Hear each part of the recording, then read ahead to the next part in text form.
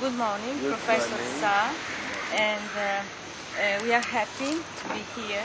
We thank you for your availability, and we would like, in occasion of this conference of Goa about religions and culture and the multicultural discussion, we would like to ask you something about Paniker's relevance today, in your opinion. See, today what we experience is a sort of clash of cultures. But most people think it is the clash of religions. And every problem in the world today is being brought back to religion, as religion causing all these wars in the Middle East, religion causing wars everywhere in the world, in Africa and so on. So I think here we have lost the vision of the whole. So we are looking at things in a very fragmented way. So the problem of science and religion, the problem of human beings accepting each other, and the problem of our human being accepting the world, and so on. And we don't have a unifying vision. What we need is precisely this for today. Not just this religion or that religion, but any religion which unites human beings, which unites the human beings with their origins, the world and the divine and so on. And here is where Panika gives us a vision where all our smaller visions find a place. And what is Panika doing?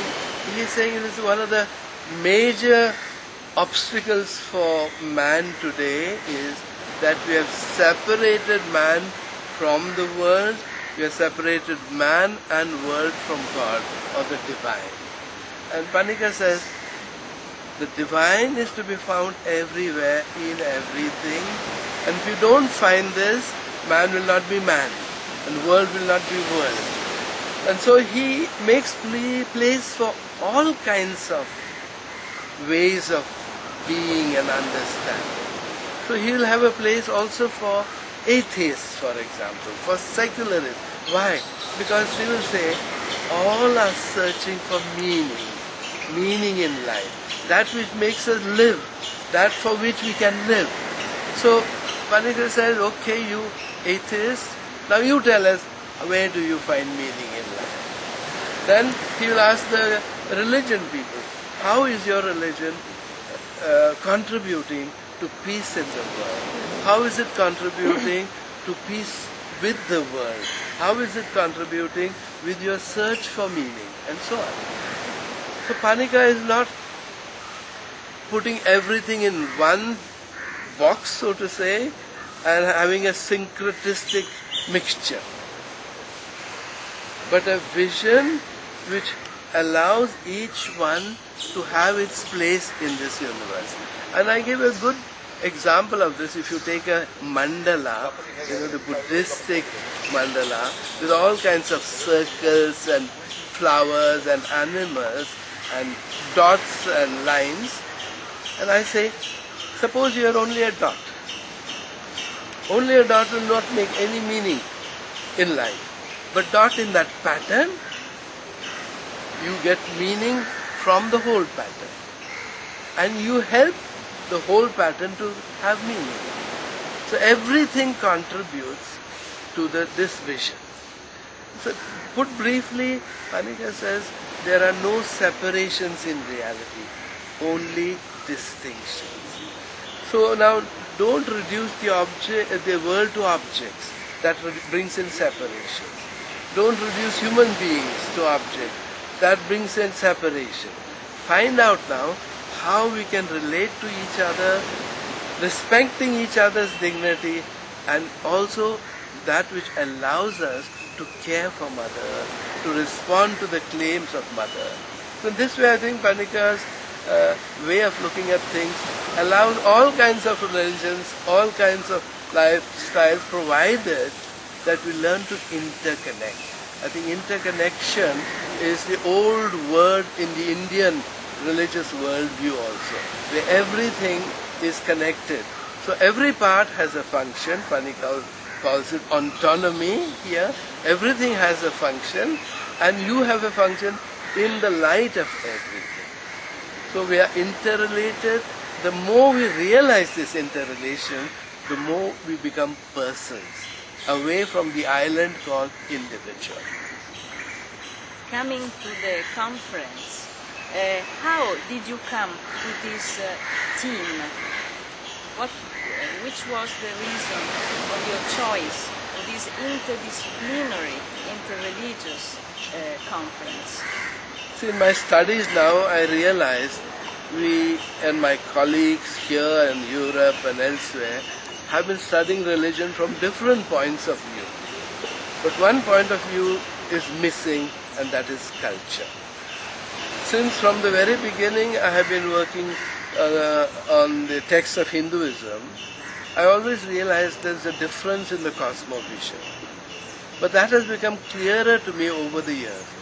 But only latterly I realized the real point is the difference in culture. I had worked out, for example, the difference in understanding of history. History, the way Western Christian world understands history, and the way the Eastern world understands. Only a few years ago, 10 years ago, I realized the Christian understanding of history has man in the center. That's why it's anthropocentric understanding of history. Eastern religions have the cosmos there. So it's a cosmocentric, you see.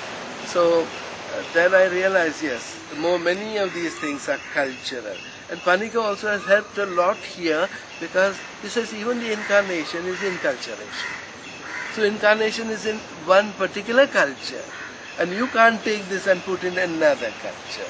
There you will require a functional equivalent.